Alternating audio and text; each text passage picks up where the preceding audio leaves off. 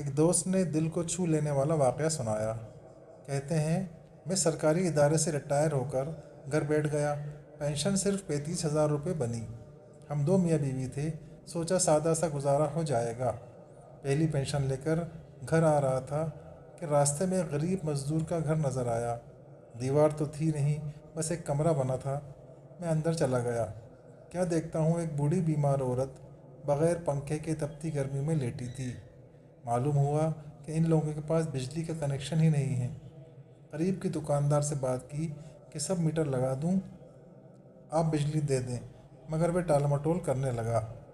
اگلے روز میں بازار گیا، ایک چھوٹا روم کولر اور سولر پلیٹ خریدی اور لے جا کر اس مائی کے کچے مکان میں لگا دی۔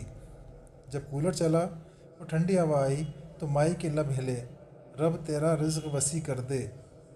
اگلے ہی روز دفتر سے فون آیا، آپ کی پینشن دراصل 35,000 نہیں 45,000 روپے ہے، ہم سے حساب کی غلطی ہو گئی تھی۔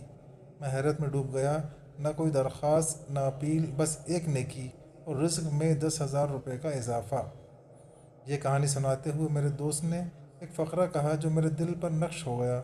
اگر صدقہ دنیا میں اتنا اثر دکھاتا ہے تو آخرت میں اس کا صلہ کیا ہوگا؟